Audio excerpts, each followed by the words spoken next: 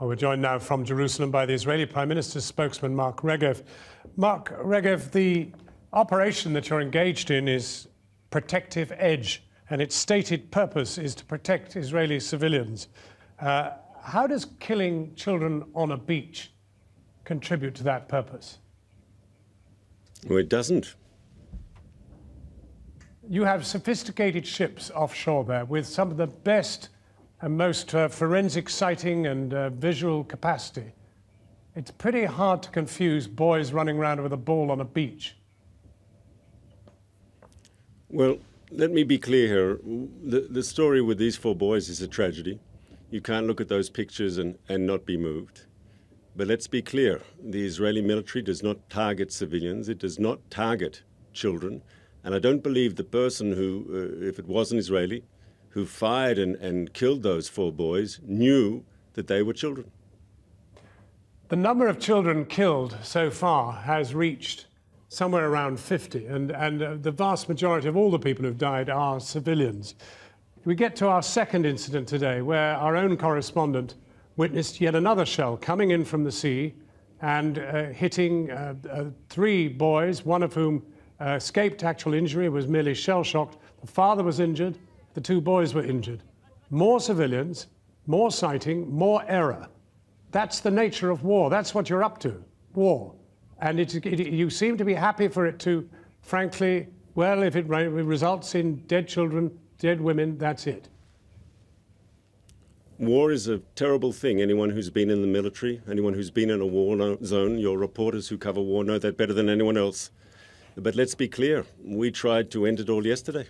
There was a ceasefire proposal on the table by the Egyptians, a proposal supported by the Arab League, not known to be particularly friendly to Israel, supported by the United Nations.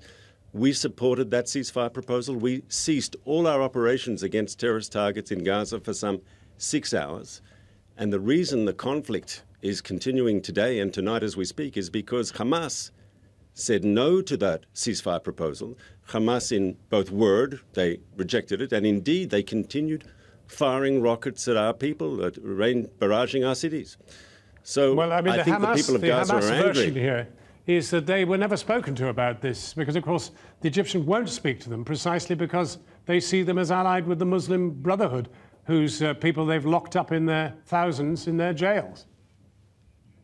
Hamas had an opportunity for a ceasefire. Let's be clear, and I'm sure your reporters will verify everything I'm about to say.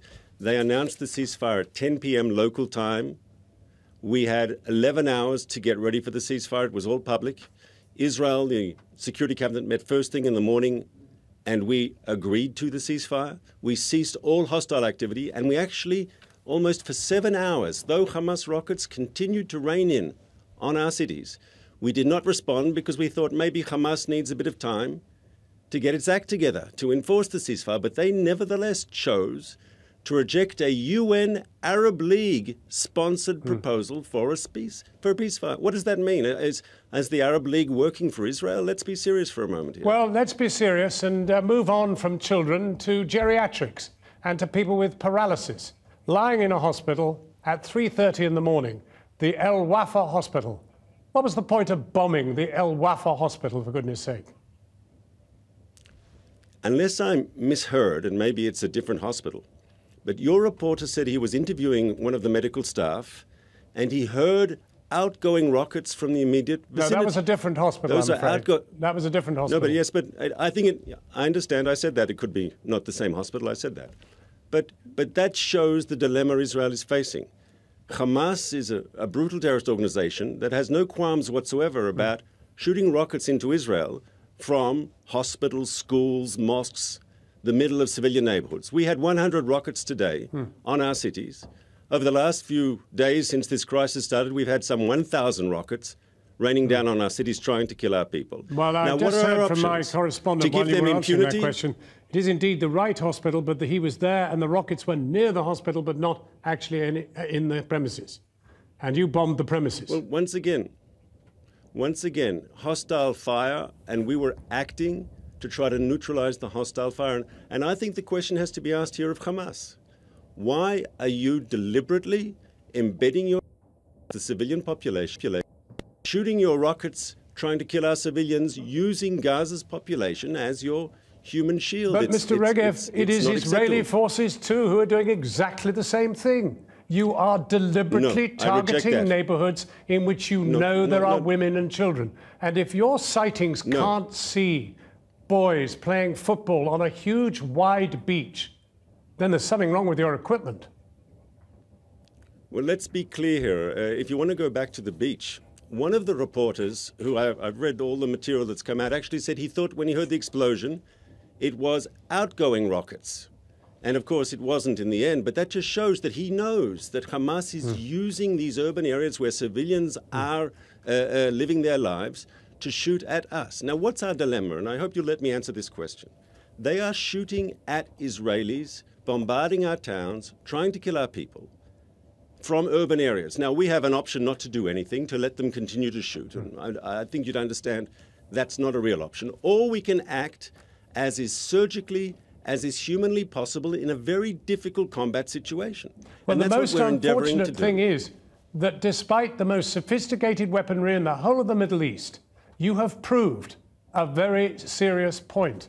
You do not have the capacity. You cannot forensically attack an urban area without killing women and children. Ergo, you have factored in that you will kill children and women. The truth is, this is Hamas's decision for shooting at us from these urban areas. That is a war crime. They should not be doing that, and they should be condemned for it, and I trust you'll condemn them for doing it. Well, it's the United Nations. It's the United Nations who have questioned whether what you're doing is perhaps a war crime. There are grave uncertainties about whether you're acting within the law. I disagree. Oh, yes. 3 days ago, the United Nations questioned very urgently whether it was Nadia Pillay who actually raised this question of whether you are, in fact, targeting people and committing a war crime thereby. It's in the air. Can I tell you, I've heard interviews with Palestinians in Gaza, and they've openly admitted they know that they are not the target of the Israeli raids, that the terrorists are the target. You had earlier in your piece, and I think it says a lot, and once again, my source here is Channel 4 News.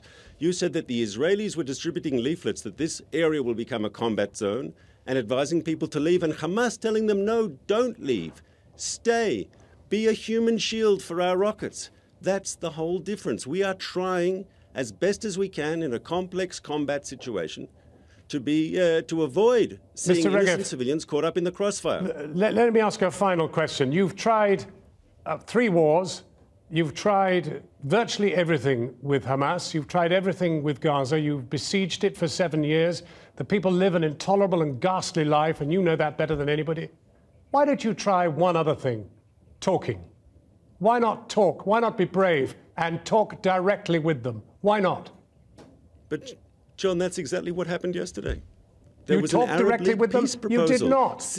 You did not speak to them. You did not speak to them, and the Egyptians, who were the negotiators, did not speak to them. That is not speaking to Hamas. Why won't you speak with Hamas directly? All, you haven't got the courage. I'm not sure. No, I'm not sure. That's not sure. That's said.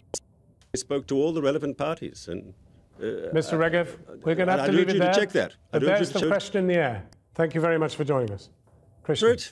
Well, you can follow Jonathan Miller's tweets and blogs from Gaza on our website at channel4.com/news.